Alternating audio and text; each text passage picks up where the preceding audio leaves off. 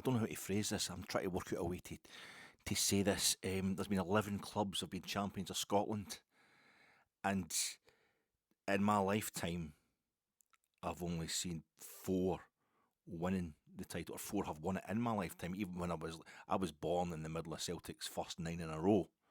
So even though I don't really remember anything about that, I don't remember Rangers stopping them getting to 10 in a row. 75, the first title I remember.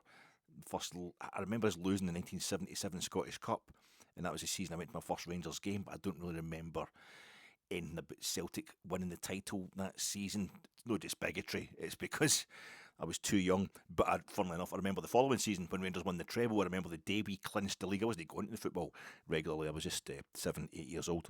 But I wasn't going to football regularly, but I remember being in my nana's, my maternal grandmother's, the day we clinched the title against Motherwell, coming up in grandstand, beat Motherwell 2-0, and that meant we were champions, and I knew what that meant. I was into it by that point in time, and I remember sitting watching the 1978 Scottish Cup final. I've told you these stories a million times before, but Aberdeen won the league in 1980. I remember sitting watching BBC Scotland and the house as it come on, the sports scene or grandstand, whatever. It was a wee clip of Archie McPherson showing you Alec Ferguson running onto the pitch at Easter Road to celebrate Aberdeen winning the title for only the second time in their history. And I was starting to go to games more regularly. I went to a game, Dundee United, the only time they've ever been champions of Scotland. I saw them that season because Kilmarnock were in the top flight, and I was getting to that age. What age would I be? 1982, 83. I'd be 13 for most of that season. I turned 13 in the summer of 82, just after that glorious World Cup. Brazil and all that, and falling in love with the Germans again. That great semi-final against the French and Ramon Sanchez Pizjuan. But the following season, 82-83, Rangers, I was starting to go to Rangers games because I'm from Ardrossan, going along to Rugby Park to see Rangers. That was great. I could go and see them a few times that season with my pals. And then one day, I remember just jumping in the A1 bus, like 13-year-old, and going along, because it went to the end of my street. It's kind of started more or less up in Chapel Hall Mount, then it would come down to the end of the street I was in, Mintford Drive, so you could just go and get the bus to Kilmarnock, basically for the end of my road, and away you went. I think it's like 40 minutes or whatever to get you to Kilmarnock, to get to Rugby Park, just up the road for Rugby Park. And I saw them playing Dundee United, and there was about 2,500 there, in the old Rugby Park, the terrace and the Johnny Walker end and all that. And it was one each. They drew with Dundee United, a kind of half-empty stadium. Ralph Milne scored a penalty for Dundee United, but that was the season Dundee United won the league. That's what I actually saw Dundee United in the season that they won the title. I think my uncle took me to see. My uncle took me to see Aberdeen. It was a day Rangers game was cancelled. Whenever we were playing because of the weather, and Rugby Park was always playable. It ends up getting a plastic pitch to make sure it's always playable, but in the days it was a whole lot of hay and mud on the pitch at Rugby Park that was deemed always playable. But I went along there, I think it was 79-80ish. He took me along, so I saw the Aberdeen team that won the league in 79-80 during that season. And by the time I was going to see Rangers regularly, I was going to Patriotism when they were stuffing us 5-1 and stuff like that to watch Rangers. So I saw my first season of regularly going to football was 84-85, but I probably saw Aberdeen the season before, when they won their third and fourth titles, and certainly saw Rangers playing Celtic after that a few times, as Celtic were when they were winning league titles. But it's been in my lifetime, there's only 4 Scottish clubs have won the title, the new firm and the old firm, and there's 11 Scottish clubs have won the title altogether. So I don't know how to put this together. I don't know what I'm actually thinking, but if Hearts were to win it, Hearts won it for the last time in 1960. The fourth and last time that Hearts won the league was in 1960. And if they do win it this season, then that'll be the 5th of the clubs that have won the league have won it in my lifetime. I don't know what this means. Dundee United are the only team who've only ever won the league within my lifetime. Rangers, Celtic, Aberdeen had all won the league before I was born, but I've won it since I was born because the world revolves around me, and it should, because I'm 56, and I will still be 56 when a title is decided this season. And if it's Rangers or Celtic, it's going to be title number 56 for them. It looks like it's going to be Hearts, which would be number 5, and that's breaking a kind of really. It's a point in time. This Rangers and Celtic are both locked on 55 titles each, And in third place, joint third place, it's Hibs, Hearts and Aberdeen, all on exactly 4 titles each, as they have been for 40 years. So something's going to break. And unless, Kilmarnock, either of the Dundee teams or Motherwell really get their act together, it's going to be, Hearts, Celtic or Rangers, probably in that order of probability right now, who are going to win the title this season. So there will be some kind of break in that routine. You get Third Lanark won the title, was it 1904 or something like that? Third Lanark were champions of Scotland, so they're not going to be doing anything anytime soon this season. Dumbarton, of course, shared the first title with ourselves, and then they retained the title that they shared with us. So Dumbarton have won 2 in a row, never won one since the 1890s. Dundee won the league in 1962 for the only time in their history. Kilmarnock 64, only time in their history. Hibs haven't won the league since 1952, and you get the Jambos there. It's 1960 was the fourth and last time that they won it. It's quite, I don't know, just there's a bit of kind of tectonic plate shifting vibes. There's seismic tremors going around Scottish football just now. Everybody now knows it's been 24 hours since the start was put out there by the brilliant Scotland's Coefficient Twitter account. He's on Blue Sky as well, by the way, thank you. Saying that this is the only time that both Rangers and Celtic have get rid of a manager mid-season in the same season, and it's actually ended up happening, of course, in the same month. It's just has me attempting to give you some sort of sense of moment, sense of the massiveness of what's going on just now. Do you remember, but you at Ibrox for the Dundee United game, where we played the 1983 League Champions Dundee United, Stevie Smith was the manager a couple of weeks ago, the Saturday, and we were 1-0 up. I think it's when we were 1-0 up, the announcement came over, the PA thing asking with the owner of, and it was a Bentley.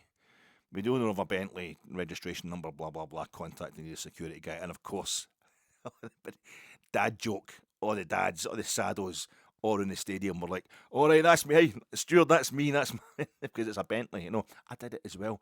I think it's because we were winning 1-0, you're thinking, Stevie Smith's changed this. There's a wee boost, there's no doubt about it, there's a wee boost to the general morale, the fact that Russell Martin was away, that he was gone. That in itself was enough. But I felt as if that was maybe, even though there was a general sense of optimism about Danny Röhl, it was a good choice. It was certainly the one that I wanted as head coach, and I was relieved and it looked like it had fallen through, and I wasn't really wanting Kevin Muscat or Steven Gerrard, but I wouldn't have been disgusted by those choices either. I could have certainly got on board with it, as I always try to do. But when it was Danny Röhl, that was when it come back to being him. I thought, that's fantastic, that's great, that's who I wanted.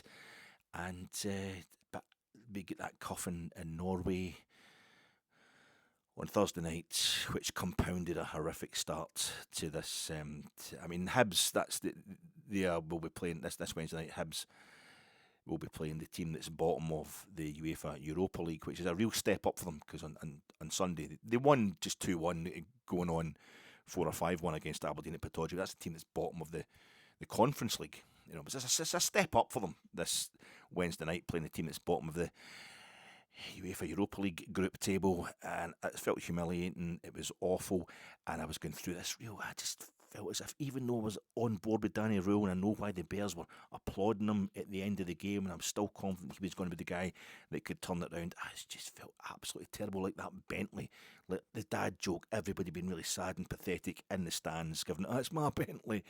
It was the last time I'd actually been happy, and I started getting kind of worried about myself. I realised that on Saturday, in an effort to kind of get out the funk, get out the kind of depression of what had happened in Thursday night, I was having a wee.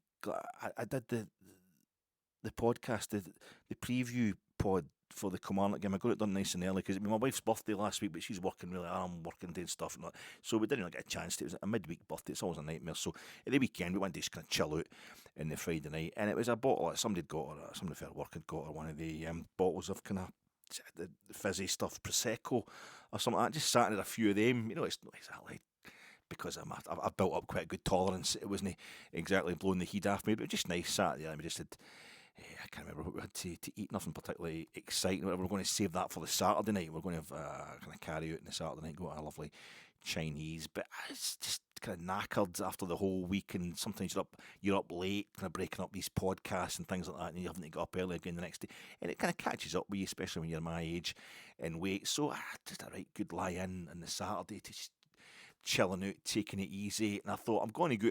I need a walk. I need to go for a walk. I wasn't hungover then because I'd only had a few wee drinks, but I'm really bad. It's getting to heart attack or stroke or a bit of both. Kind of stage with me with this, the weight and all that, and the sheer lack of mobility. I'm not moving about. I'm not doing it. I used to go out all the time, exercise wise, and I just had a few jobs to do over the years, and it's kind of caught up as the last year or so. Just waking up in the morning, going straight onto the laptop as opposed to getting out and getting a walk first and all that, because you don't want to spend the whole time walking about thinking about what you're still going to do. Long story short, I thought I'm going to go into Morrison's and I'll get a proper bottle of wine for tonight. Get a nice wee bottle of wine, proper kind of 13% job. I mean, a nice bouquet or something. And I'll get a few bags of crisps and things like that. Get some supplies but for more than anything else, it was for the walk. It was a lovely day on Saturday. It was lovely, crisp, autumnal sunshine out there. That'll be like, I can't wait to go. But I was breaking up the podcast and answering people that had got in touch with me really nicely, commenting underneath the preview pod for the Kilmarnock game. And next thing, it was about 12 noon or something like that, or 1 o'clock or something. And there was Fitbit coming on the telly. I thought, what is this? But I hadn't had a wash. I'd done a quick shave on it and brushed my teeth, but I hadn't actually been for a shower, because I thought, well, I'm going to go a walk to Morrison's, but it's like a half-hour walk. I mean, I could probably do it like used to be a time I could do it in 10 minutes or 20 minutes there and back, but now it's going to take me half an hour to get there. I am the walrus. But I thought, I'm going to be sweating up and I'll get a proper sweat on. That was the idea, get the old jacket on, get the old waterproof trousers on and just kind of walk through. You don't want folk to think you're jogging or something like that when you're my size. It's really embarrassing. You don't want the council thinking you're out there jogging because you're going to pay. But I just wanted to get round there as quickly as possible. I wasn't going to have a shower because I knew I was going to get a right good sweat on, do a bit of exercise when I get back, try and make just a really, really slow start to try and make some space for Christmas in the old gut and that. And then I realised, I get into Morris, I'm like, wait a minute, I'm actually getting in here to buy alcohol. Haven't had alcohol the night before, so probably alcohol still in my system if I just sweated it out. And I'm going to buy alcohol, and I've not had a wash yet. Am I a tramp? Am I like, and I don't want to be unpolitically correct here. I don't want I don't like to stereotype for it, but am I a jakey? Am I actually a jakey here? I'm walking around Morrison's. I stink on top of the no other showers. I was like, oh, stink. Because I kept pitting off going for a shower because I was just sitting quickly answering for that thing you think, I'll just quickly get back to this person. And I'll do it just takes you 5 minutes to do a wee answer. But then another comment would come in, or I would try to break up. All wee jobs that you think is going to take 5 minutes, but it ends up it's like, an hour and a half you've been sitting there, and I'm still going to. And I had some breakfast as well. So I think Rangers are turning me into like just a sad tramp. I'm one of the folk that soon I'll just be hanging about a train station, asking for, try to sell bookies, pens. I don't, sorry, you used to do jokes about that, didn't you? You used to do jokes about that, and that's not right, because folk have been through stuff, kind of traumatised and all that. People who are doing that have been through real stuff, are traumatised and have got real problems, maybe alcohol abuse and things that have happened to them. But it's Rangers. I mean, I've got issues, obviously, just look at me. I've got other issues here. But this is Rangers. Are Rangers doing this to me? And it was a slowly, it's tectonic plate shifting stuff. With Celtic, Rodgers has walked out on them, and apparently they've got some guy called Neil coming in, and they were asking, that was the first question our manager was getting asked today at the Rangers press conference and stuff, because it's just massive, and Hearts might win the league for the first time since 1960. There might be somebody other than Rangers or Celtic winning the league for the first time since 1985, and it all felt as if things, but there was a slow kind of turn went on in the Saturday night. I did get my shower when I come back around the road, and I still had the bottle of wine. Montepulciano de Bruzzo, £6.39. It's not a big deal, but I remember it was £3.49 just 2 minutes ago. And I'm sitting, I better get myself a shower, and I'm sitting there and got the cheese and onion, got the Golden Wonder cheese and onion. It's a good batch just now. It's a good batch. That shit is good right now. It's really powdery. It's proper fresh. The ones in Morrison's, Annie's Land, I don't think, and we're going like £1.40 or something like that, so reasonable. It's like, lovely tang. That was on the Friday night, and I watched a strange thing. It's called, is it Evil? It's on one of these sci-fi channels or something. I don't know what it's. Oh, it's kind of, it's horrendous in ways. It's meant to be kind of like horror, kind of ghost stuff and all that, which I'm not really usually into. But there's an awful, there's a big guy who's a priest, and some woman who's trying to do the kind of Gillian Anderson thing of that she's there for the geeks to fancy, and they're supposed to be possessed, or she's possessed by us, but she lets her say lots of really dirty stuff, and that's kind of pathetic. But the stuff about, it's all about folk. They're ghost hunters, what are the exorcists, I think. I think it's been discontinued, this, but it's just one of the American things where you think, this is just mental. Who would sit down and think up something like this? And it's great. Just something, just proper imagination. Let's do something about proper 21st century, up to date ghost hunters, and it's all Catholic guilt stuff and that as well. It's all seminaries and nuns are involved, like modern day nuns, but you can see demons everywhere and they're fighting them. And I don't know, we sat and watched that. It's something to watch, and it was Wallace Shawn, who's in a lot of sci-fi stuff now, like My Dinner with Andre. He's playing a priest who is dying in this experiment. Folk were trying to weigh a person's soul, see how much their soul weighed when their soul left their body after they died. There's a change in weight, and they needed a volunteer. So he was a priest, and these folk are all kind of closely attached to the Catholic Church. So totally fictitious. So, but he's in this special kind of laboratory thing, and he's died. But the thing is, his soul seems to leave him, but he's all right. He actually, the cancer that he was dying from leaves his body, and he's absolutely brilliant. He's been revived.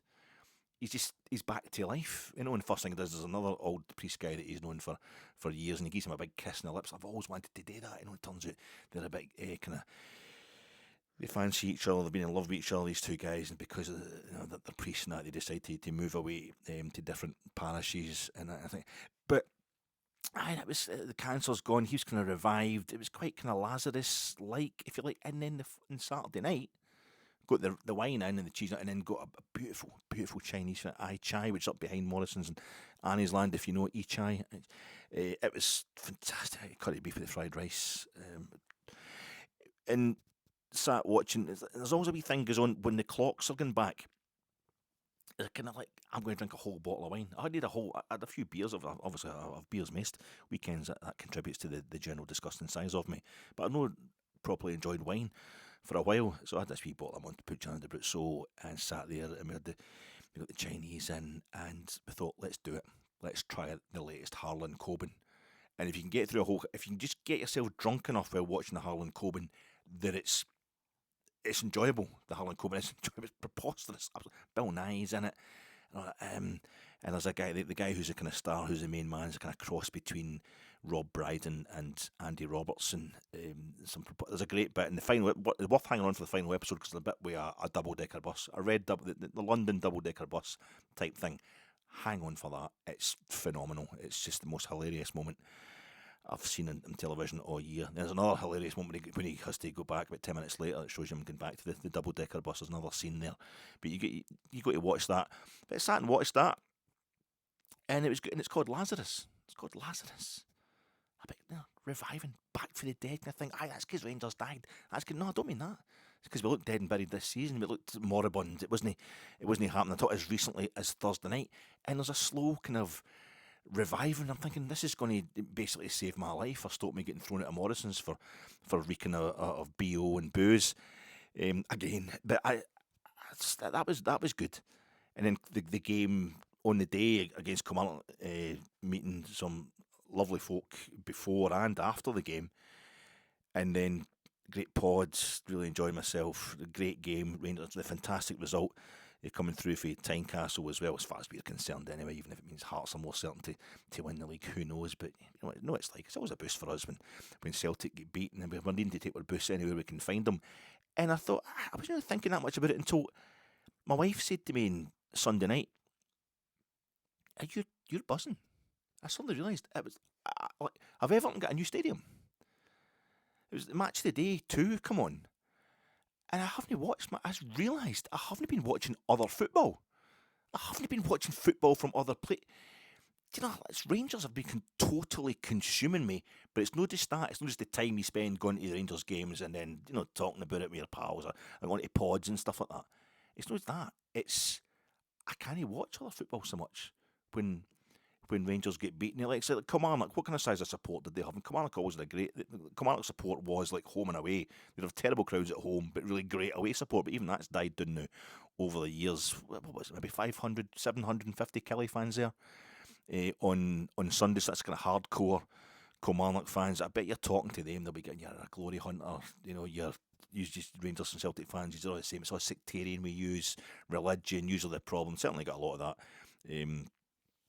From my neck of the woods, relations that are Kilmarnock supporters, and my dad's a Kilmarnock supporter, but he never got into all that kind of stuff, and his dad's a Kilmarnock supporter as well. But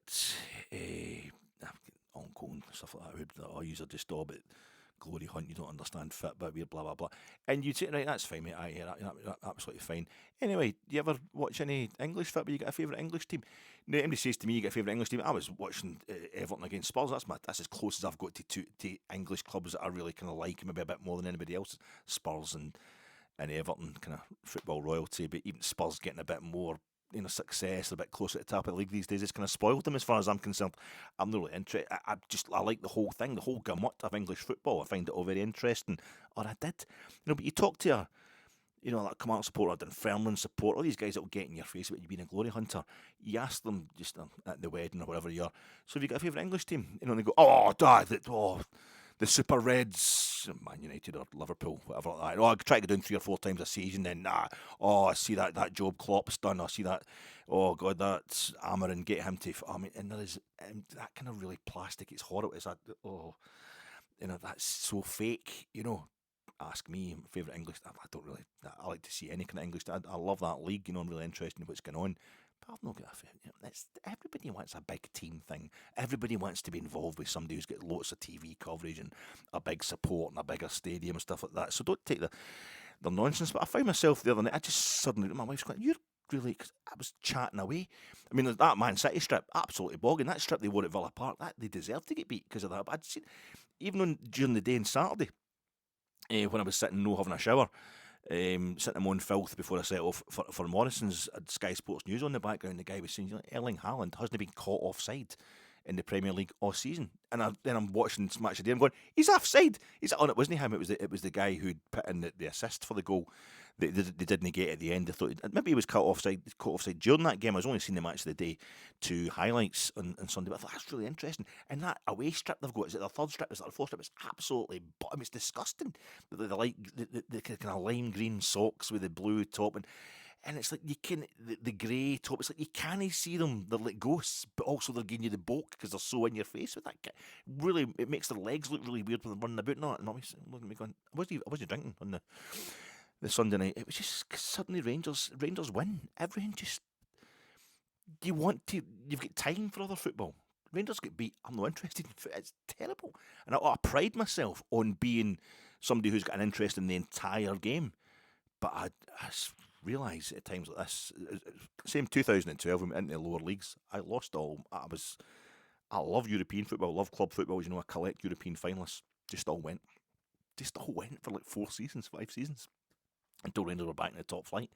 I barely managed to watch the European club finals at the end of each of those seasons. I could have cared less. Quite a terrifying thing for somebody who likes to think of himself as open-minded. But that Bramley doc, the thing Lazarus was watching on Netflix, the Harlan Coben thing, it's hilarious, so good. It was filmed in Liverpool and Manchester. They never actually give you a name of a city; it's a kind of just generic city. But I was saying that's that. I'd seen stuff in the news. That's that Bramley dock, which lost its World Heritage kind of site status because Everton were going to build this new stadium.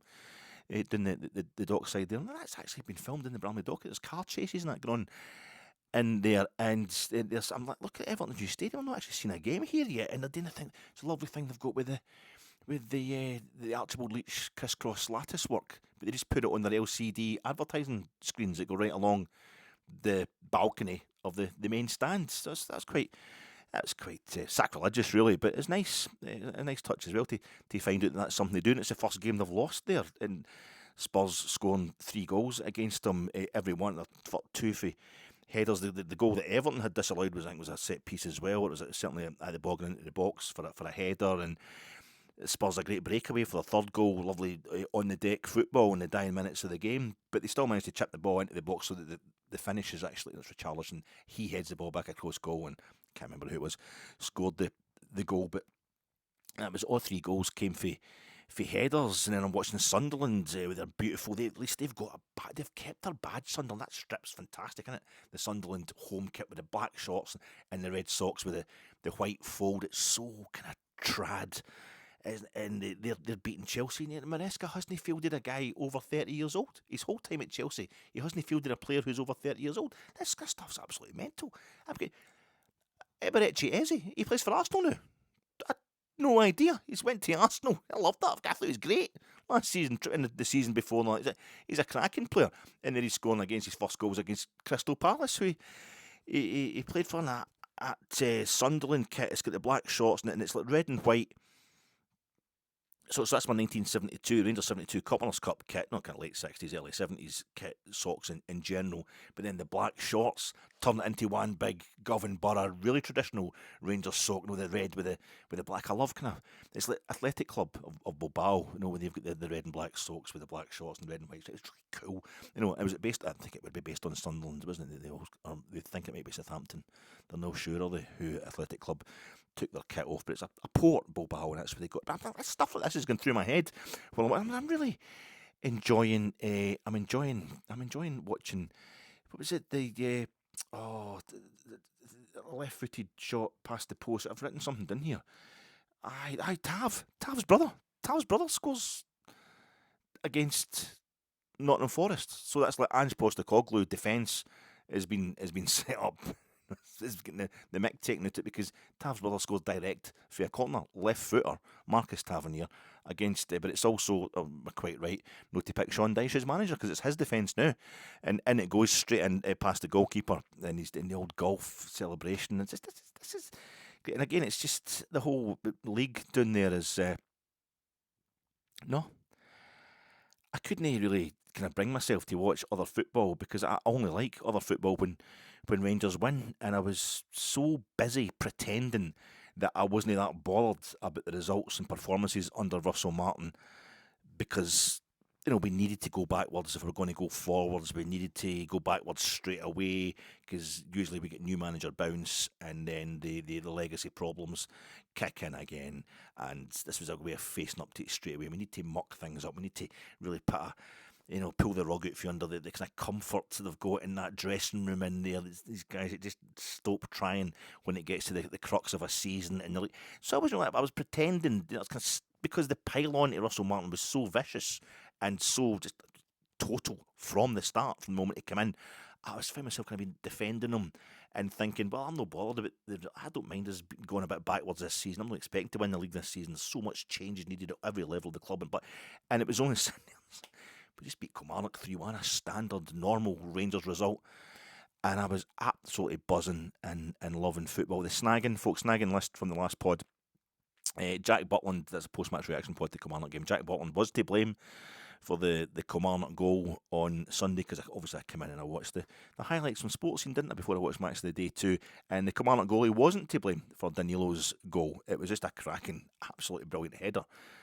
As he's fallen backwards. So 2 strikers, Chermiti gets his goal, 2 strikers totally revived in the one game under Danny Röhl, his first domestic game in charge, Danny Röhl, but one goalkeeper goes a bit backwards. But I think that's part of the whole vibe. And Sunday, it was the absolute kind of joy of the stats when I was reading them on Monday. 74% possession, twice as many shots on goal as Kilmarnock, twice as many on target, 9 corners to their 2. Jack Butland needing to give away a goal before he can start making the great saves that he made, a wonder save in the second half, because he's not getting the practice he usually gets in the first half hour of the game. The players are tackling, they're tracking back, and then they're enjoying attacking, and the fact of defence didn't look totally flipping exposed, far too high, far too open, with big acres of grassland behind them for the entire fucking game. Was just, I know it's back to a kind of basic that we should have been at anyway, but it was great. It was It was great to watch. How you doing, folks? This is your Fat Eck. We're off to Easter Roads, and it won't be the kind of, we won't play anything like as good as we did when we had that midfield three of Ryan Jack, Steve Davis, and Glenn Kamara just pinging it back with such accuracy, just such grinding efficiency to the feet of a front three of Joe Aribo, Alfredo Morelos, and Ryan Kent. But I still think Danny Röhl replacing Russell represents the Renaissance reassurance. Preview pod coming to you in association with Jersnet. Check out Jersnet. It's still on the Jersnet YouTube channel. It was live on Sunday night, the flagship show. It was Rob and Alan and new guy to Jersnet anyway, Jamie. They had a right good chat about all things Rangers, especially the game against Kilmarnock. So check that out. I'm sponsored by that. I'm also sponsored by Paradox. Paradox, it's the new fragrance by Prada, which is Paradox with an E. It's spelled. It's Emma Watson advertises with the tagline, "I'm never the same, but I'm always myself." The paradox being that she is always the same. That's why she can't get any other jobs acting. She can't get any other parts, any other roles, because she's always herself, and herself is Hermione Granger. To get other parts, you need to not be the same, Emma. You obviously are. Sorry, that's why I've never seen you in anything other than Harry Potter and adverts. But I don't have all the channels. Maybe she's on Sky Atlantic and something I don't really know. But she's been on TNT or Premier Sports. Yes, I would have seen her in something, and she'd have got more roles if she was true to that Paradox tagline. Now, Rangers, we are always ourselves, but Danny Röhl has already proved we don't always have to be the same. We can act different.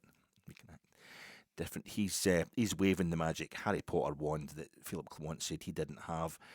My name's Alec Anderson. Honey, we've been together, honey, for too long. Honey, we've got to make it better. Honey, before things go wrong, we've got to try a new position. Yeah. Something that'll make it all right. A new position, yeah. Let's go fishing in the river of a life. Honey, we can't last without a shot of new spunk. Honey, forget your past. We got to try my new funk. We've got to try a new position, yeah. Something that'll make it all right. Got to try a new position, yeah. Let's go fishing in the river of a oh yeah, oh yeah. Oh, let me do you. Come on, I've got to stop that. I'm sorry, that's really bad, but I love that song absolutely. That's Prince there. If you didn't recognise it, new position. It's a new formation and a formational fluidity. Shot a new spunk. Always allowing our defence to be more solid, but also freeing up our attack. That's what we saw from Danny Röhl, who keeps insisting that he's not a formation kind of guy. That's a Prince, one of my favourite ever references, pop culture references. I love a bit of Prince. And the other one, of course, that you're sick of hearing about is Heat. It's Michael Mann's 1995 LA crime saga Heat. But when hang on now, Vincent Hanna, when Vincent Hanna's crew, Vincent Hanna's robbery homicide division, his guys are first on the scene to their first crime scene left by Neil McCauley's crew. The first time they're coming across the MO, the work of this crew, and 3 dead bodies off a sidewalk in Venice Boulevard, Justine. I'm sorry if the goddamn chicken got overcooked. You get 3 dead security guards there because they robbed the armoured truck. He points at the hole in the back of the armoured truck. Does Vincent Hanna, played by Al Pacino, and he goes, the shape charge indicates that they are technically proficient. The shape charge will take the shape of the word charge and take the shape of the R in charge and change it to an N in the shape change. The shape change indicates that Danny Röhl and his real tight crew of German coaches are technically proficient. Just gone 3 at the back. The stuff they did. What was it?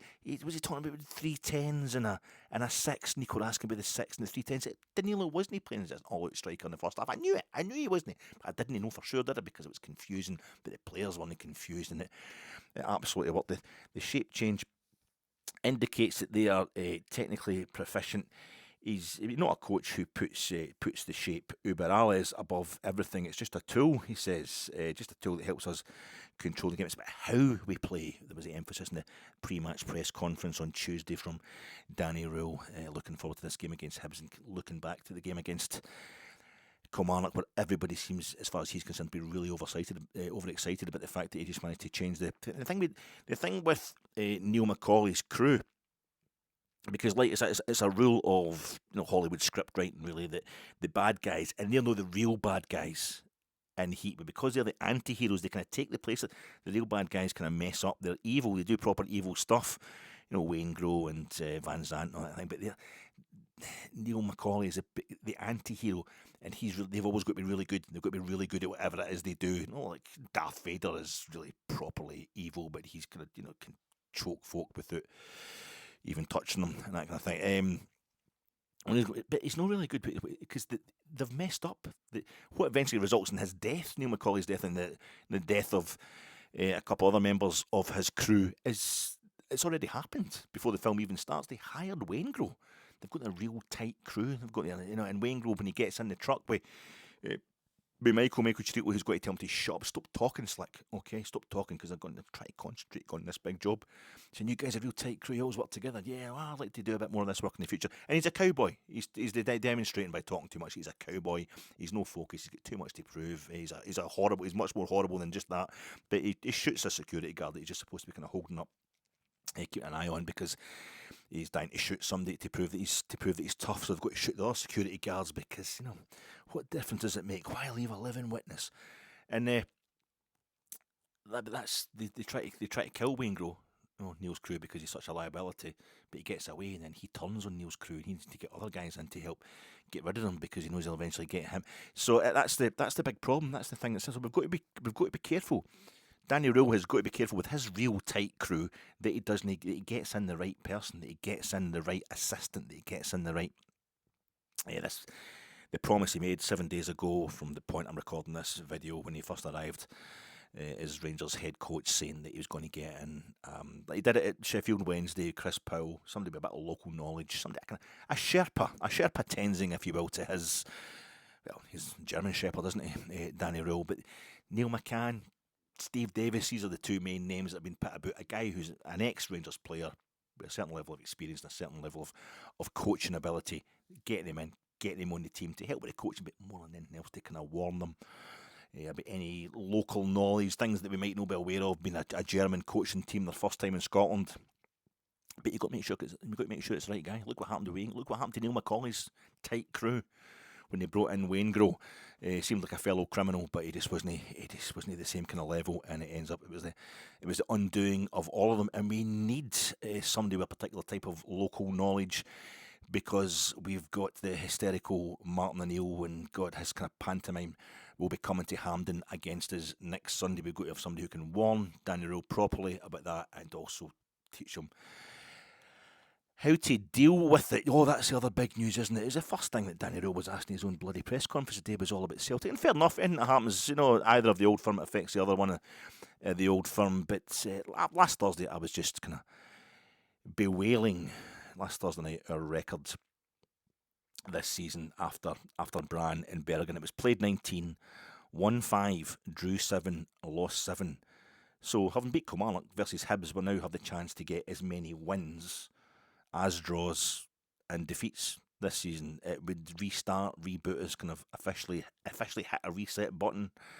But we drew both times there last season against Hibs at Easter Road. Hibs have improved, and they'll want revenge for the League Cup defeat at Ibrox. I mean, they became the only top-flight Scottish team that Russell Martin was able to beat at Ibrox. So maybe that's a bit embarrassing for them. So it's going to be this game. It's all about Hibs as well. Hibs having there's a kind of feeling in the air, I think, as I say, it's very tectonic plate shifting. There's a momentousness about. We had a bit of this with Aberdeen last season, but it seems maybe it's just going to last till kind of Christmas time this season with Hearts, but it's definitely going to go a bit further. This challenge to the duopoly, but it feels almost like with Hearts having beat Celtic at Tynecastle, it's only right that a few days later Hibs should beat Rangers at Easter Road. So we're up against a kind of weight of, I don't know, just a general Edinburgh expectation. I think this is going to be a bit so much more than Rangers just being 7-7-7 after 21 games played by the close of play at Easter Road. It would also finally mean if we did win there, we'd won 2 games on the trot. Hibs, I say, after Kilmarnock on Sunday, are the only other Scottish top flight opponent we've beaten by 2 goals this season. I mean, in fact, Livingston are the only other side we've beaten away from home at all. Isn't it? It's in any competition, Livingston are the only side we've beaten away from home. So it's still a really tall order, despite the optimism imbued by that result against Old Firm officials. Now this is where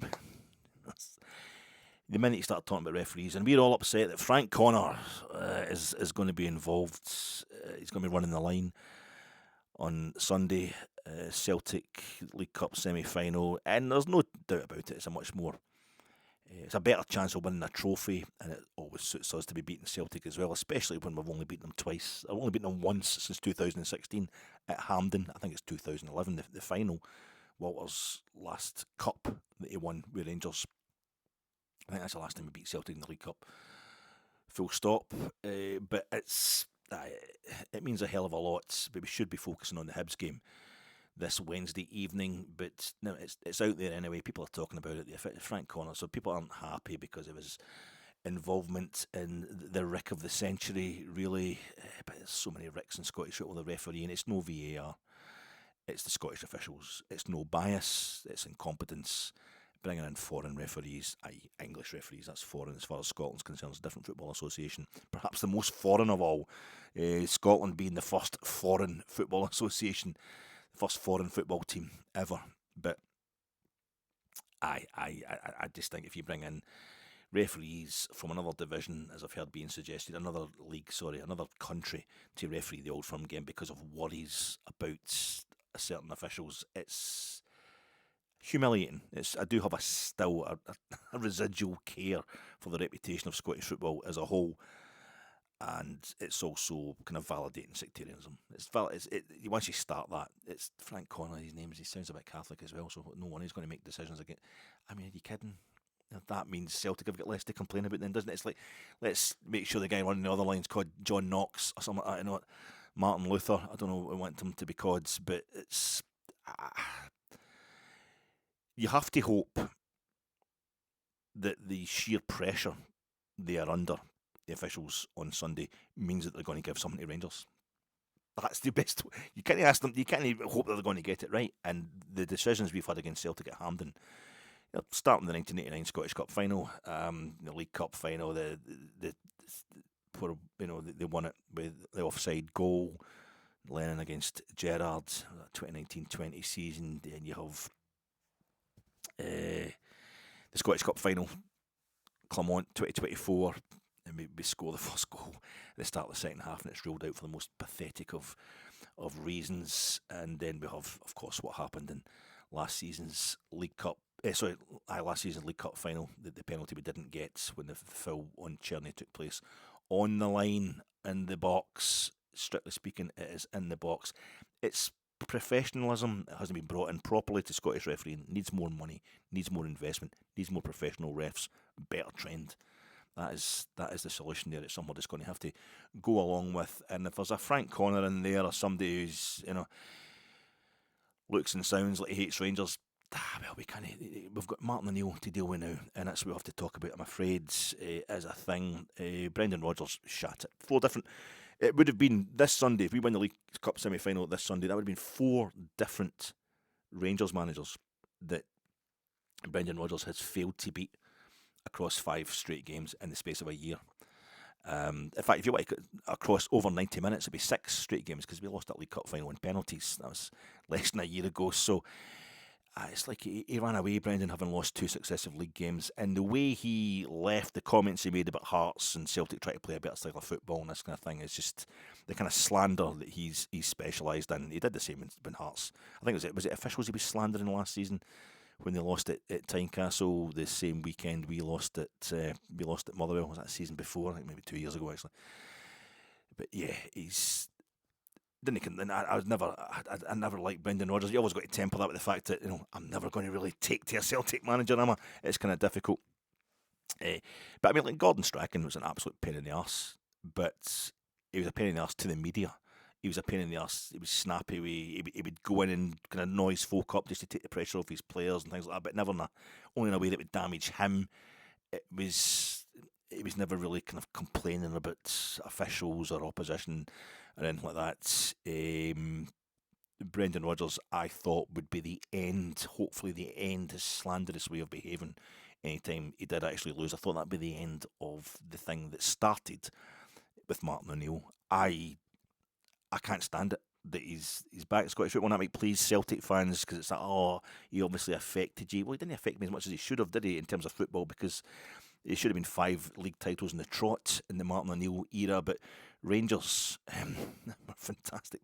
Twice pinching the league off them in the last day of the season, and getting through to becoming the first Scottish team to get through to the knockout stages of the Champions League, get through a group stage, winning a treble as well. We were phenomenal. We were really phenomenal moments during the Martin O'Neill era, but he's a cancer in the game, Martin O'Neill. I think he's a horrible, horrible person. No doubt he seems really witty and great banter, always hearing how funny he is and all that when he's, in private life and all that. Obviously, probably a lovely guy, but he kind of embodied for me what Celtic become under Lowell, which was burn the whole game down. This isn't against Celtic fans. Celtic fans are going to support their own people. Of course they are. It's just me being biased. That's just But I try to always be kind of even-minded with these things, but I cannot stand Martin O'Neill. He's just a shocking, beyond unsporting as a person. It's just that Celtic thing. I had the same under Lowell, where we'll just burn the whole sport down rather than let anybody else win at it. We will take that title. We will do everything we can to get that COVID title, the one where they don't even play. You get slagged. Rangers get slagged for winning the league when there's nobody in the stadiums. But we played the whole league campaign. We're not claiming the league title. Was it almost a kind of quarter of the league still to play? Celtic take their 9th title in a row, while like Juventus, who are heading for a record number of straight Italian titles. Liverpool, who haven't won the top flight in England for like 30 years, a massive thing down there. The two of them are just going, look, if people are dying, if we've got to give up this season, if we've got to scrub this season, sorry troops, that's just the way it's going to have to go. There's more important things. Celtic, we'll have that. Fuck Hearts, fuck Partick Thistle. That's yours. We're getting the Champions League money. Vote for it. And listen, I know I can hear Celtic fans going, use EBTs, I know, I'm totally biased, but there was it took about 25 different court cases to prove that Rangers had made an administrative error that ends up with technically we've been cheating the old tax man. I think we'll just be made an example of by the man. And I had to spend half my life listening to Celtic fans boasting about the fact that their board was under-reporting crowds at Parkhead. There was 80,000 there, actually. It's just the same thing. It's cheating the tax. But Rangers would never be made to play an Old Firm game at Parkhead after playing a European semi-final on the Thursday night. Never. Extraordinary. I remember that, 2003. And he was saying, I don't know how the Celtic fans will react. After Celtic had played Boa Vista in Porto in the second leg of the UEFA Cup semi-final, which they won, Henrik Larsson goal, in Dobesa. It was a fantastic result for Scottish football. Although nobody in Scottish football thinks like that. It was momentous, and then I come into Ibrox on the Sunday in the Old Firm derby, which had been scheduled all season, and it was extraordinary. There's no way. What the SFA are basically against us, they're helping Rangers. If Rangers were in a European semi-final, the UEFA Cup semi-final, for example, they would never be made to play away from home in an Old Firm derby. The following 5 years later, we played twice. We had to go to Parkhead twice during our UEFA Cup semi-final with Fiorentina. Martin O'Neill, that when he was 5 years earlier calling it a conspiracy. I mean, Celtic won the game, they beat us at Ibrox, but he said, I don't know how the Celtic fans, the 8,000 Celtic fans that got the whole of Brimlin stand in those days, I don't know how they'll react at the end of the game if we lose this game. Fucking try to start a riot, they can't. It's because of my language, but I've got, if you want to get all hysterical about it, my wee cousin, I just always remember thinking about my wee cousins, Paul and Fiona, they were going to the game at that point in time. They're in the front of the Govan, wouldn't they hurt a fly and all that, and I think this bastard's trying to start a riot on the off chance, threatening a riot if they don't win the game. Always cheated, never defeated thing. It's always been there at Celtic, but and it's there to a certain degree at all football clubs. We all feel that. Listen to me talking about the decisions that have gone for Celtic in various games against us at Hampden over the years, but I feel as if Martin O'Neill just took it to the nth degree. It's a guy who let people believe he was a trained lawyer. He'd done like a month legal module in some college course. He went to the Yorkshire Ripper trials at the Old Bailey just to sit in and listen to what was going on and stuff like that. No Half Measures, Graham Souness's autobiography. This is like years beforehand. It's written 40 years ago. It's towards the end of Souness's playing career. I always remember a chapter. Who was the guy's? Is it Ian McCulloch? Ian McCulloch was his name. He played for Notts County. Huge fella, Scottish player. I don't know if it's Scottish international, but we had so many good players back then.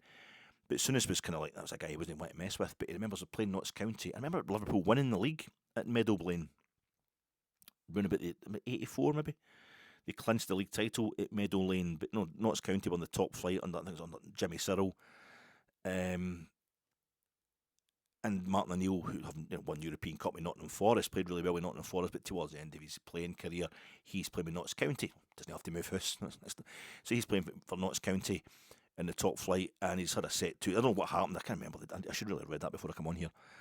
But Souness was talking about how O'Neill was mouthing off. I think Souness had probably nailed him during the game, and O'Neill was, getting mad at the ref and mad at that, and he was telling Souness he was going to have him, kind of thing. So Graham Souness just walks up the tunnel, like, right, let's do it. At the end of the game, and O'Neill's still down the bottom of the tunnel shouting, I'm going to get you, I'm going to, and big McCulloch, this big Scottish guy, is it McCulloch? It's terrible. A figure of my childhood, and he was a huge guy. He's walking up towards Souness, like raging, and Souness thinks, he's going to fight me. He's going to have me, and that's just, I'm going to have a struggle here. He's kind of scared of this guy. And McCulloch was raging at Martin O'Neill, and he just got up to Souness, his fellow Scotsman, just says, he wants to, stop mouthing off, do something about it or shut up, He's kind of embarrassing everybody. And I felt as if that's just the way Martin O'Neill conducted himself the whole time he was in Scotland. A good manager, no doubt about it, a really good manager, but maybe he's mellowed, now he's in his early 70s, but I genuinely, to put it, it's difficult to get away from the fact that I'm an Rangers supporter, and they won stuff. He did win stuff with Celtic. He brought in a level of a period of Celtic and a general dominance, although we never let them completely dominate the way they did subsequently when O'Neill was the manager. But like for his last act in Scottish football, Martin O'Neill was not. It was a 2005 Scottish Cup final, which I think Dundee United they beat. And as the players are coming off the park at the end, he's not congratulating his own players. He will have shaken hands with the opposition manager. He's not that bad, but he made a point of standing on the touchline and very animatedly staring at the linesman who was coming off, because it was the linesman who had given Rangers a last-minute penalty at Tynecastle that was proof of the Masonic conspiracy. And this was like a few months earlier. When Celtic the previous week had Helicopter Sunday was the previous Sunday. It was like 6 days earlier. And they chucked it. They'd been 1-0 up at Motherwell, just win that game and that's it, you've won the title. They chucked it, but it was, O'Neill was reviving this trope that it was this particular referee who was definitely a Protestant who had given Rangers this last minute dodgy penalty at Tynecastle to keep them in the same points as Celtic keep the title race. So he just stands there and he just watches the guy get off and he's staring at him like, you're the guy that cost us that league title. That kind of stuff used to happen all the time. I remember there was a game we played them, I think it was a season Alec McLeish came in, so it's 2001, 2002, and they couldn't beat us. We drew at Ibrox, we drew at Parkhead in the league, and we beat them in the League Cup semi-final and the Scottish Cup. No, beat Martin in the League Cup semi-final, and them having beaten us in the League Cup semi-final at Hampden the previous season. But I beat them in the Scottish Cup final as well that season. But the league game at Parkhead, Celtic had won every. They ran away with the league title that season, Celtic, but they'd won every single game at Parkhead, and then we played them in the league. We drew one each at Parkhead when we were already at the league title race. And he was raging, of course, as a good manager. No, show me a good loser and I'll show you a loser. It was that to, on steroids with O'Neill. STV I think they were broadcasting the game live, and they did a thing in the tunnel where they're talking to Martin O'Neill and asking him. I don't know what it was. I can't remember what happened. Celtic were either denied a penalty, as always. There was supposed to be we'd handled the ball, or when Rangers had scored our goal, somebody was supposed to have handled the ball before they scored. I can't remember. But he was raging about, ranting about this. This was how he was leading leading his interviews, his post-match interviews. So they got a big screen. They had an actual telly. They had a massive telly, STV, and they made Martin O'Neill watch the incident again, close up, and you saw that it was completely. There was nothing wrong with Rangers' goal or Celtic weren't due a penalty, whatever it was. It was completely wrong, and it was right in front of him. The whole country can see this. It's a massive screen right in front of him, and he's like, "There, see, told you." It was Trumpian stuff, just like total denial in the face of the facts that everybody else could see. I think this guy's dangerous. I hope he's mellowed. To try and remove my own bias from it. If Celtic got like Ange Postecoglou back, or a decent, a really good, like their Danny Röhl, if they get a really promising young manager, and if it's a choice of that. Or maybe Martin O'Neill's completely lost it. Maybe he's a dinosaur now, 70-odd years old. Sean Maloney, not a great manager. But if they could get like a guy in tomorrow or before Sunday who's much more of a threat to Rangers, I would take that just to get him away. He's no. I'm actually raging that I've paid money to be in the same fucking stadium as him on Sunday. Excuse my language, but I am. If that's a big win for Celtic, a big win for Celtic fans, I suppose. But not happy about it at all, and it not for the reasons you might think. We'll deal with what he might do football wise anyway before the game against Celtic.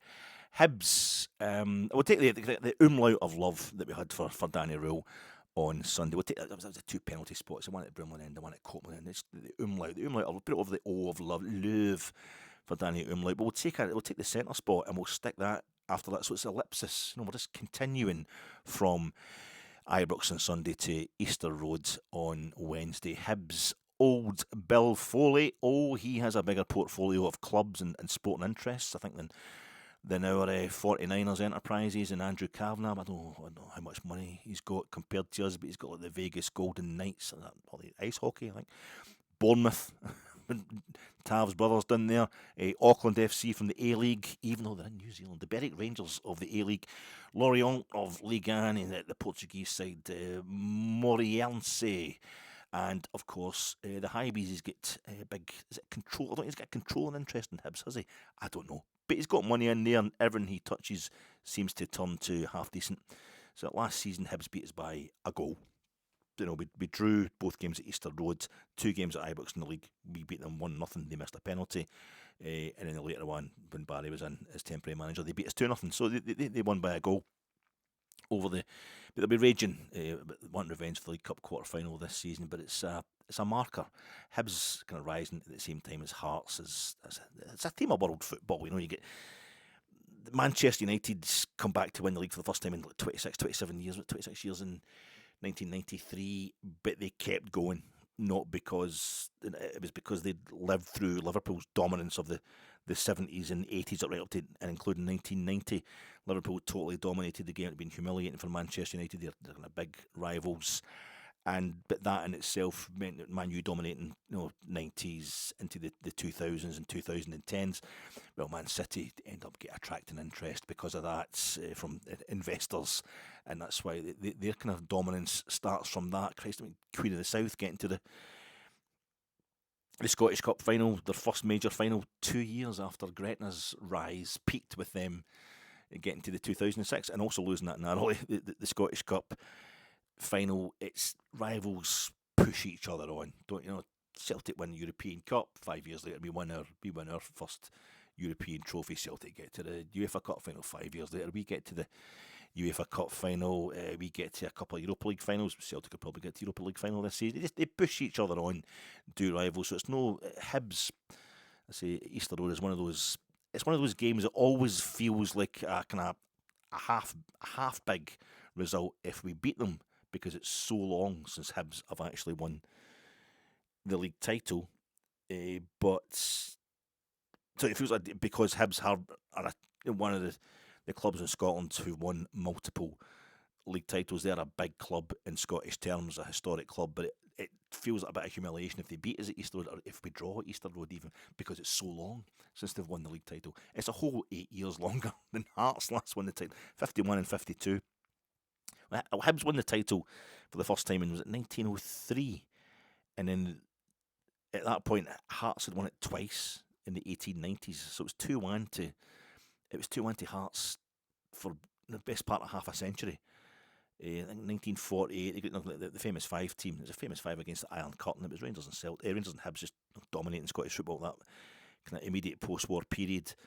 But I think Hibs won the league 1948 to go 2 each with Hearts, and then they won it in 1951 and 52. So for it was 4-2 for Hibs against Hearts in terms of league titles won. And then it's 1958, Hearts won it again. Then they won it again 1960. So it's been 4 each between the Edinburgh teams for well over 60 years. And then you get Aberdeen in there on 4 titles. Quite amazing to think that some of the Hearts might win the league this season. You can't help having an interest in it, Scottish football, but even if you're dead against anybody other than Rangers winning the league. But we haven't lost it on the top flight for so long. Easter Road, the mountain kind of symbolism of this season, as I say, maybe demands that Hibs have to win this game against us after Celtic lost at Tynecastle. There's even a part of me which feels Danny Röhl needs to kind of save the rocket-fueled momentum until players and fans have the kind of engine capacity to take it, to be able to handle it. 1 and 2 in a row in the league, never mind 2 in a row full stop, will melt our minds ahead of Sunday. As I say, that's a fixture which offers a better promise of a major trophy this season, and already has me kind of hoping Martin O'Neill hammers Falkirk on Wednesday, so they get a kind of any feel good factor about his return out of the system ahead of the game at Hampden on Sunday. Amazingly, I was at Parkhead, and it's Sean Maloney coming in to help Martin O'Neill, and I was at Parkhead in the main stand at Parkhead, and toward over into the Celtic half of the main stand, if you like. Rangers used to get a bit of the old main stand at Parkhead.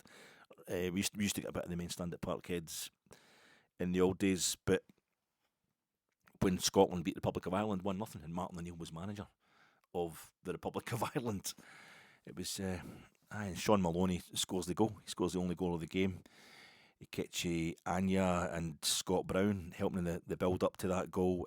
Russell Martin and Grant Hanley were the centre half for Scotland that night, quite a thing. And Grant Hanley is one of those names that's playing for Hibs tomorrow, or is in the Hibs squad anyway, and it might be tonight by the time you see this podcast on Wednesday.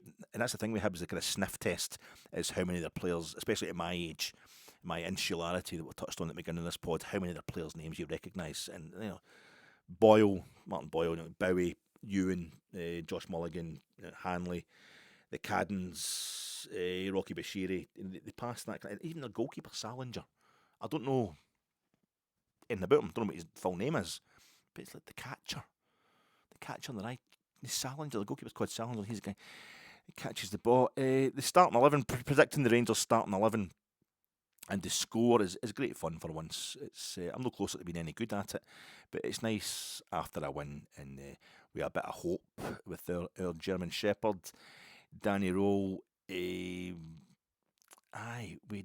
is three 10s. We went 3 at the back on Sunday to combat Kilmarnock's long balls, and he played with the 3 10s and the one number 6 to give us kind of attacking fluidity as well. He wants short, smart passes going forward. This is him today on Tuesday in the pre-match press conference, Danny Röhl.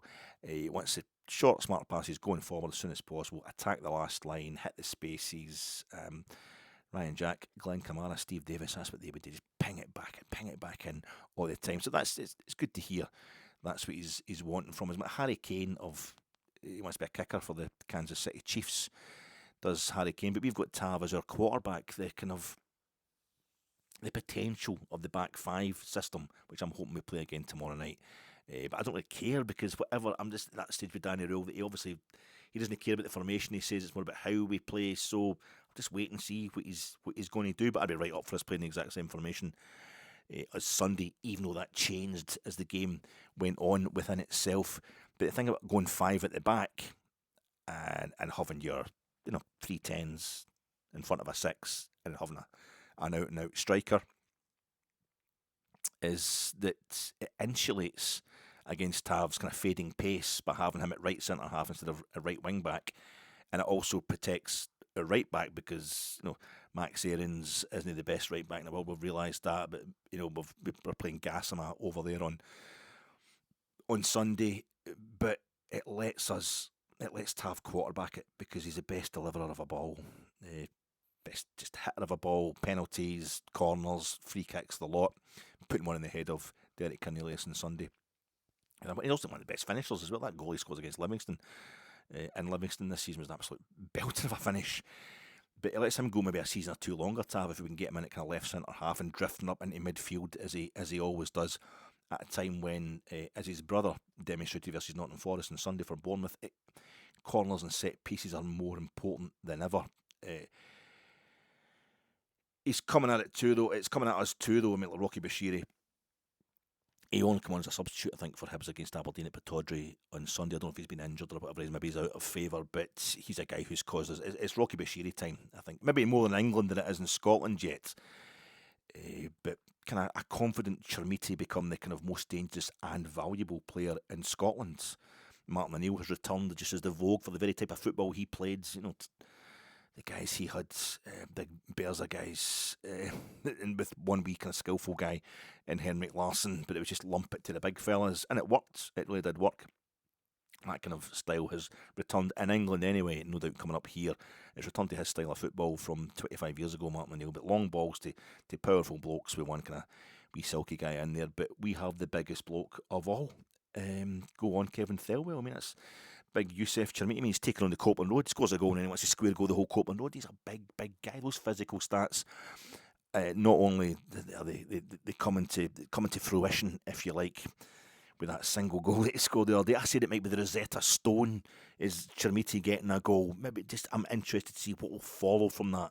His confidence, and it gives confidence to the rest of the team. A striker needs goals. He's got that goal now. I would start with him tomorrow night. I really don't. I almost don't care about the team. I would go with. He said Ant-Man was back from injury as well. But he made a wee point of kind of saying right at the end of his presser today, Ant-Man's back. But I don't know if it's lost in translation. He thought the reporter was saying, does that mean Ant-Man's back in the starting 11? Oh no, nobody's certain to get in the team. He's fit enough to be back in the squad. It was good. I quite like. I really enjoyed his press conference, Danny Röhl. But I would have Gassama back in the left hand side, I suppose, and have Ant-Man in there. Maybe have Asgard at 10 with Nico Raskin sitting. He's going to go with 2 sitting, isn't he? He's going to go with 2 sitting. If he goes with 2 sitting, though, he's going to go with 5 at the back. That's the problem. I just can't guess what's going on. But Raskin's going to play, and I hope he kind of steps up again as well. I would have Tav in there, and John Souttar and Derek Cornelius as your 3 centre halves. And Magoma has to stay at left wing back. Maybe try. I would maybe try Ant-Man. It's his right kind of wing back, if you like, and then that gives you Raskin's sitting. So that's 6. You're left with 4.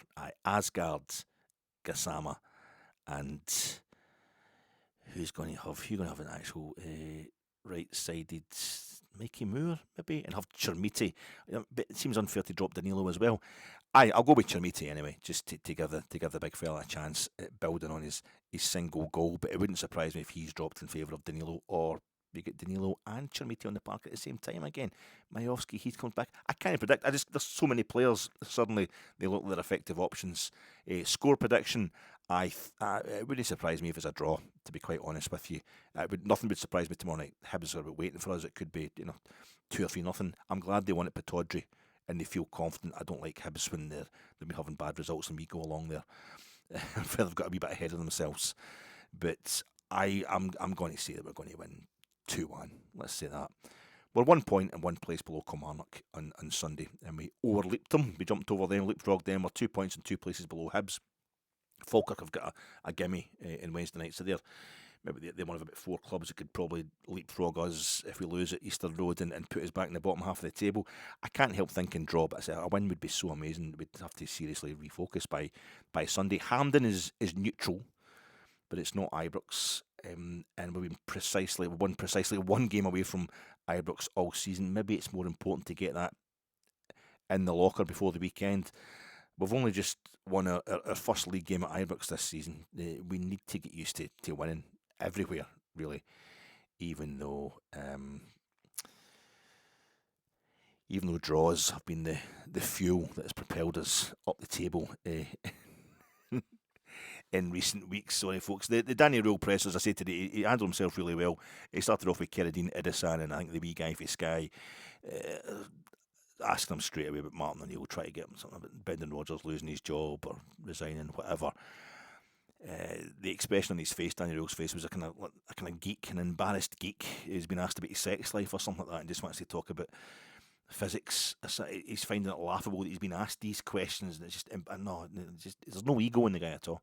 No ego in Danny Röhl, but it's something you can't say about our last kind of 4 or 5 managers. But back to Gio, really. Gio was the last guy. He was kind of dead-eyed, Gio, in pressers, whereas Danny Röhl was just really self-effacing, quite happy to have a laugh and all that. He had a big cheesy embarrassed smile as he batted away questions about Celtic diplomatically and continued with the main theme of Sunday's post-match presser. Beating Kilmarnock was nice, it was an enjoyable day, but it was just a small step. But Martin O'Neill just, he just said the other day that Rangers will be no threat whatsoever to winning the title at the end of this season. I think he said the same about Celtic. It was on TalkSport. I still thought it was just a pundit, And he also said, Danny, that you're a shit fighter and your ma smells and your dad wears a bra. What are you going to say about that? You going to just let him get away with that, Danny? It was just 1 game at a time, said Danny, thinking I'm just going to focus on Hibs. In the faces of my players, I see a big belief. They came through a small setback at 1-1 on Sunday when Kilmarnock equalised, and that was something he was pleased about, that they reacted well to the defeat in Norway. Not the best level he wants to get to, but it was a small step forward.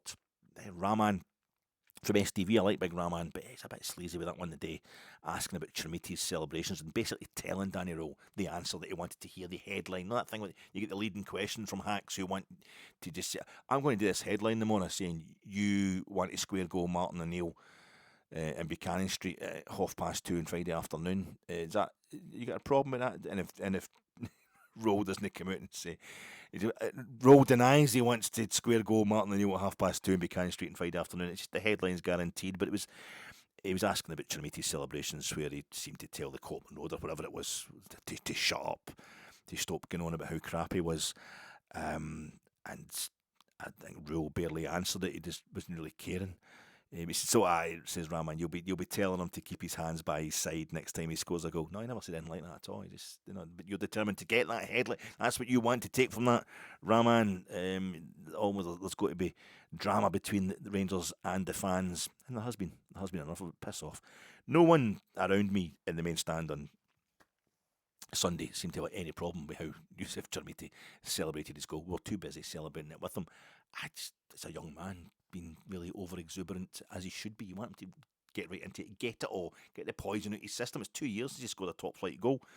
So he's gone from the green and white hoops of Sporting Club de Portugal to Rangers, scoring for Rangers at Ibrox into Copeland Road, and he just seemed to be throwing his arms all over the place. The thing that got me is because where I sit in the main stand, right down towards the Copeland end, there's the section, the kind of overspill section from the director's box. There's a families, players, families and friends section is just about 8 rows behind us, behind where I sit.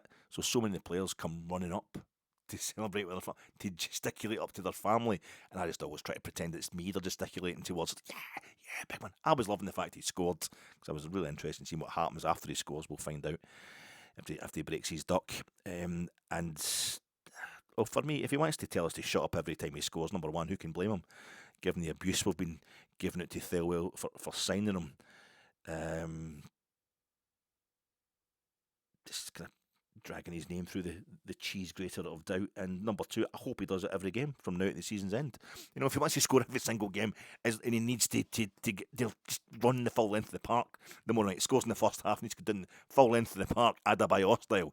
Get it, Rooney's for slagging me this. But we'll take that every game. That's fine, big man. Just keep scoring the goals, because the stuff being thrown about. He seems to be he's as I say, he's the totem, and he's the height of a totem pole as well.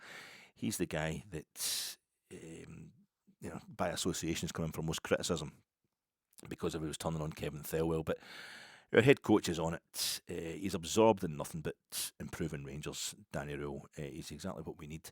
Derek Cornelius was also speaking to the press today. The fans want to really be involved. He says sometimes it's like they're on the pitch with you. Well, the season at the start of this, 40 years of Old Firm domination, I was at Ibrox that season, and the fans were on the pitch with you, Derek, if you're a Rangers player. At that point in time, Aberdeen, the reigning champions, came to Ibrox, but September that season, we'd started the season really well. I think we're top of the table.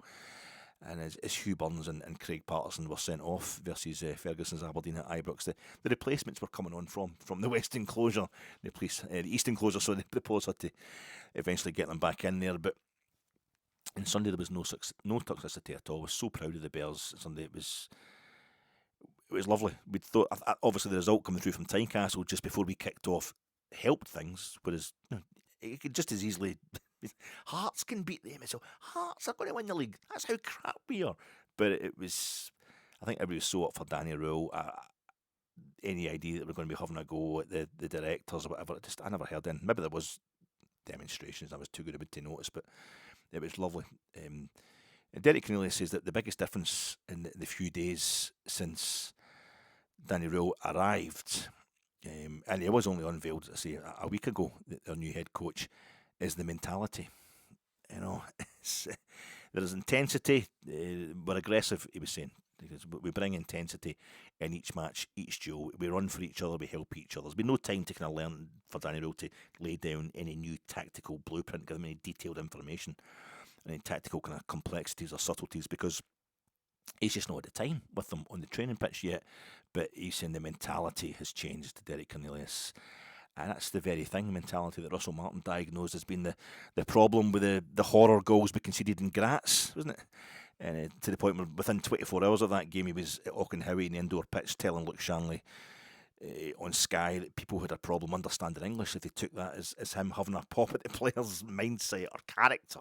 He was meaning it was their mentality at opposing set pieces or our own throw-ins. That's what he meant, Russell Martin. And when the night before, post-match in Graz, he'd singled out Big Yusuf for not being intense enough in the duel for the ball at our own throw-in, and he all but named John Souttar for failing to get back into his box in time.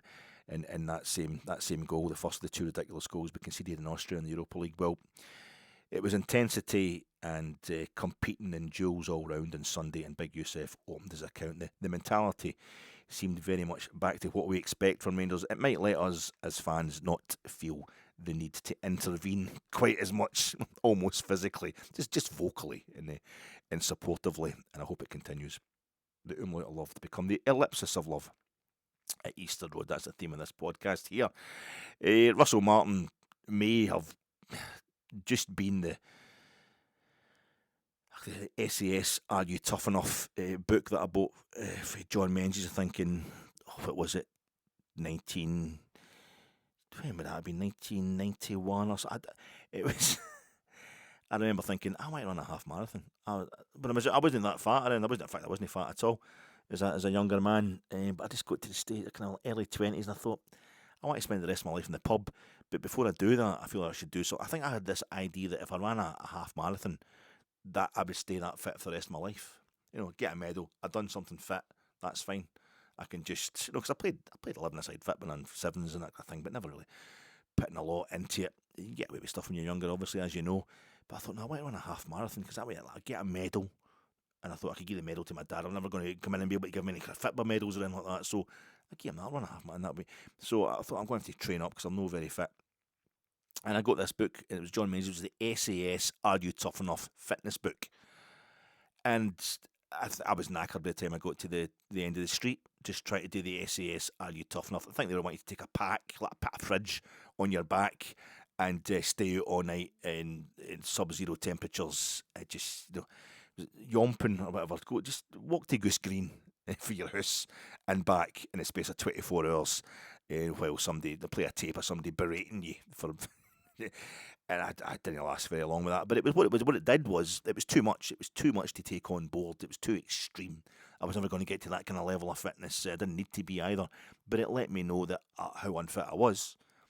And it meant that when I did a proper kind of fitness routine, I just go out for a wee 20-minute jog 3 times a week, and then the following week maybe throw in a wee 30-minute jog, and then 2 20-minute jogs. The week after that you can do a 45-minute jog and 2 or 3 half-hour jogs.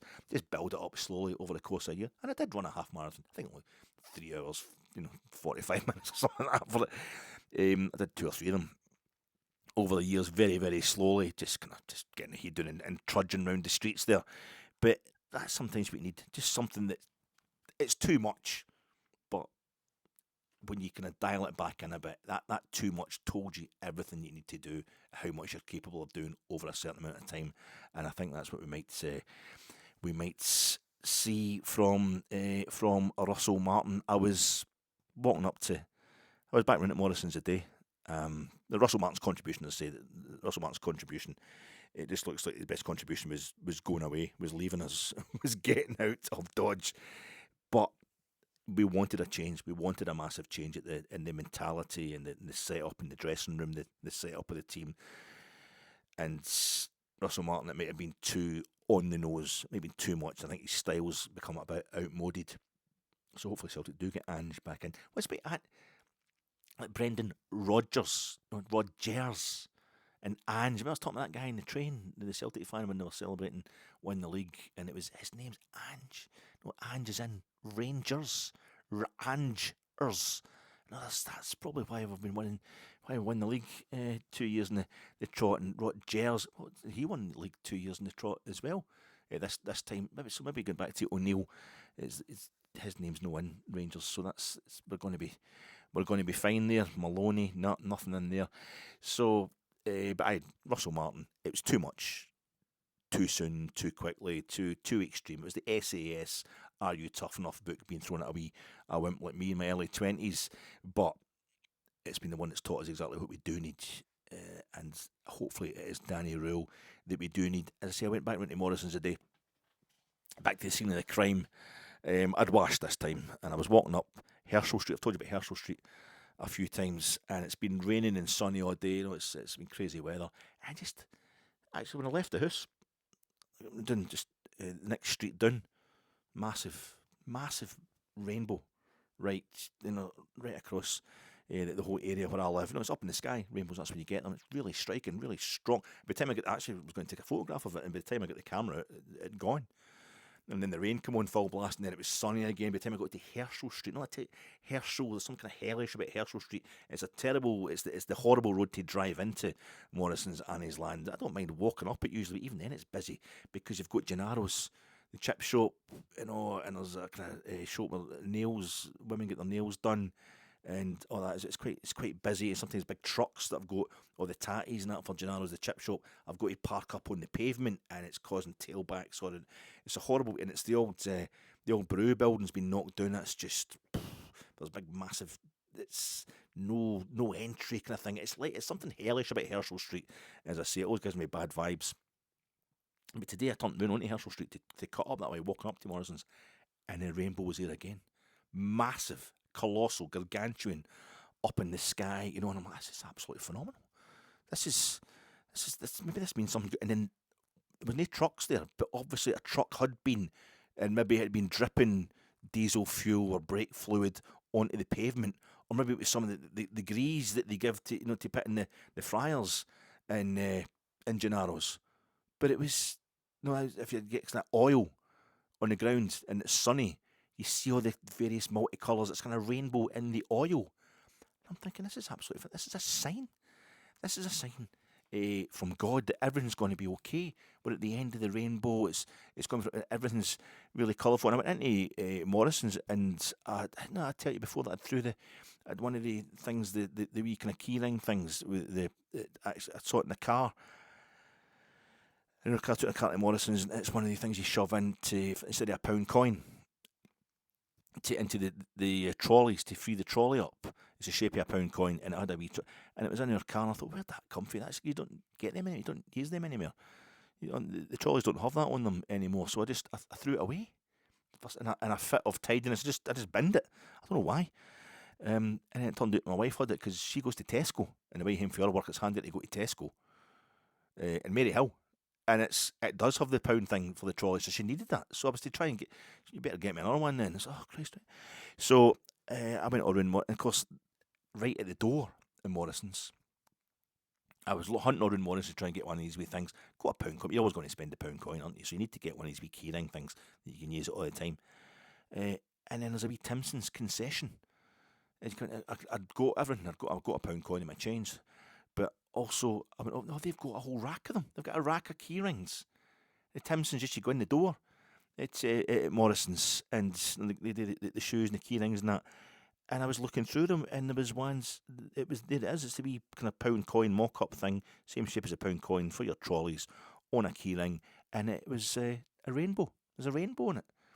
LGBTQ plus or whatever, or NHS, or just a rainbow for the sake of it. But that's what it was. The partner, I thought, that's brilliant. That's something else. This is Timson's rainbow. What'd you get in the end of a rainbow? Pot of gold.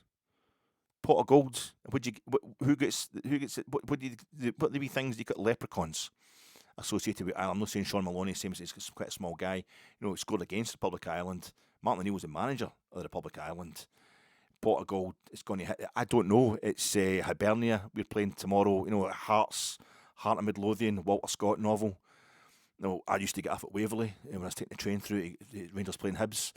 Waverley, it's one of the Waverley novels. The Waverley station, it was mentioned the University Challenge last night, the Waverley train station in Edinburgh, and then Hibernia. We're playing against Martin. He was manager of Hibernia, and maybe the Hearts are trying to dominate Caledonia, and everything's just going really. What I'm trying to say is I hope that there's no sunshine on Leith tomorrow night. It's just a big, massive rainbow going all the way from Leith all the way over Harthill and landing in Govan.